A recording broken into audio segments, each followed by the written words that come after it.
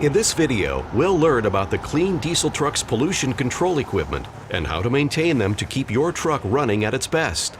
Newer trucks have technologies to prevent diesel pollution. Diesel exhaust pollution impacts everyone, especially those who live, work, and go to school near major roadways. Pollution from old diesel trucks can cause serious health problems such as asthma, heart disease, cancer, and birth defects. An old truck emits 10 times more toxic diesel pollution than a clean diesel truck. Clean diesel trucks have either one or two systems to reduce air pollution. All trucks with 2007 and newer engines have a diesel particulate filter, or DPF. All trucks with 2010 and newer engines have both a DPF and a selective catalyst reduction system, or SCR, also known as the diesel exhaust fluid system, or the DEF system. Here's an overview of how clean diesel engines work. In all 2007 and newer engines, air and fuel enter the engine cylinder at high pressure, which causes the fuel to burn. This process creates energy to move the truck. It also generates heat and exhaust. Exhaust is leftover gases and particles. Some of the exhaust goes back to the engine through the EGR, or exhaust gas recirculation. This helps control the temperature of the engine. The rest of the exhaust travels through the DPF system, which removes harmful particles before the exhaust leaves your truck. Trucks with 2010 or newer engines have an additional step. After the exhaust travels through the DPF, it runs through an SCR or DEF system.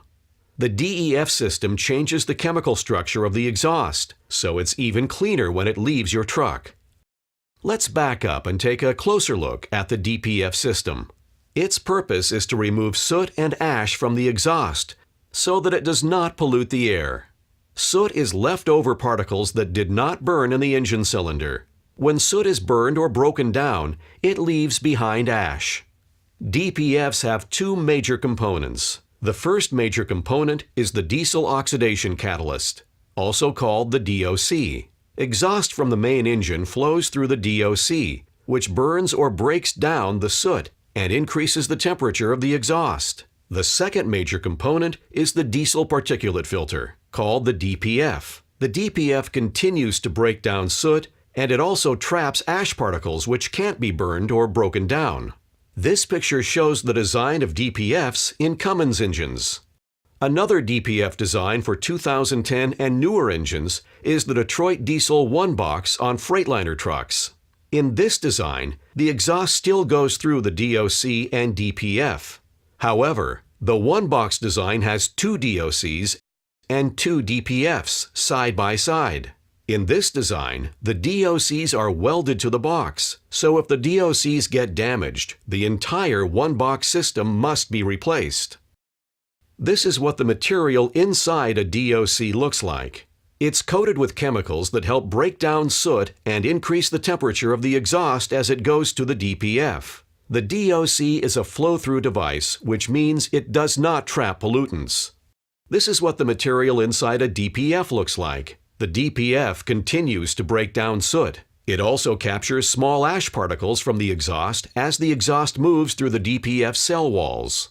This diagram shows how the DPF filter catches soot and ash. The wall flow design forces the exhaust through the filter walls. The holes in the wall are so small that the soot and ash can't pass through. The DPF is designed to clean itself or break down soot when the engine is creating hot exhaust, but it can't get rid of the trapped ash. That's why the DPF core must be removed and cleaned by a qualified mechanic with the right cleaning system. These manual cleanings are necessary to remove the ash that builds up over time. Now, let's look at how the DPF works.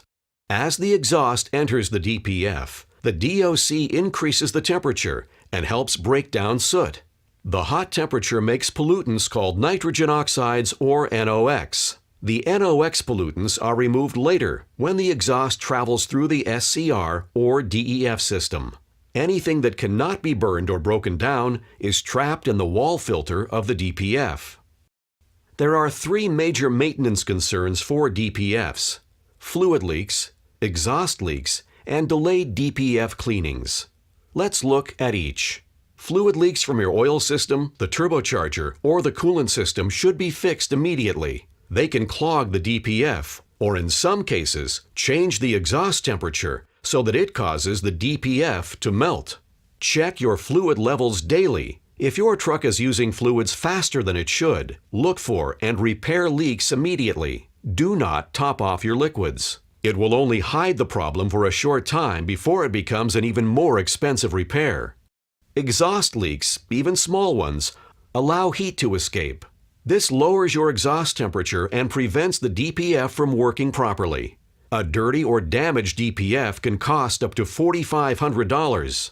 Check for exhaust leaks daily. Look for areas of discoloration. Leaks often show up orange or another color. They aren't always black like they were with older trucks. Fix exhaust leaks immediately.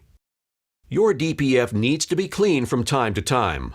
If you ignore your dashboard's DPF light when it tells you to do a parked regen or parked self-cleaning, the DPF may overload and shut down the engine. If you delay the manual DPF dealer cleanings, the ash in the DPF may get so packed that it can't be removed. We will discuss these cleanings more in later videos. Now, let's take a look at the Selective Catalytic Reduction, or SCR system, more commonly called the Diesel Exhaust Fluid, or DEF system. After the exhaust goes through the DPF, it travels through the DEF system. You may remember, the purpose of the DEF system is to reduce a type of pollution called NOx. DEF fluid mixes with the exhaust. This changes the structure of the NOx molecules, making them less harmful. The DEF system includes three main parts: the DEF tank, the DEF injector, also called the DEF doser, and the SCR cylinder. This picture shows the DEF injector and the mixer plate, which helps mix the DEF fluid and the exhaust. In the Freightliner's Detroit diesel engine, the DEF system's parts are included in the one-box system. Trucks with the DEF systems have both a gauge and a light on the dashboard to indicate how full the DEF tank is. If the DEF tank is more than a quarter full, the DEF light will be green. If the tank is less than a quarter full, the DEF light will turn yellow. A red light means the DEF tank is completely empty. The DEF tank gauge isn't always accurate, so it's safest to keep the tank at least half full. If the DEF tank gets too low, you will lose engine power. If the tank goes empty, you may not be able to start your truck. Contaminants can ruin the DEF system. Do not store DEF fluid in other containers and don't mix DEF fluids with other fluids. DEF fluid is corrosive. If you spill fluid while refilling your DEF tank, you should quickly rinse it off any tanks, wiring, or other truck body parts. The process and equipment in your clean diesel engine can seem a bit complicated, but with simple routines, you can keep your truck running at its best. Our next video shows how regen cycles can keep you on the road and out of the repair shop.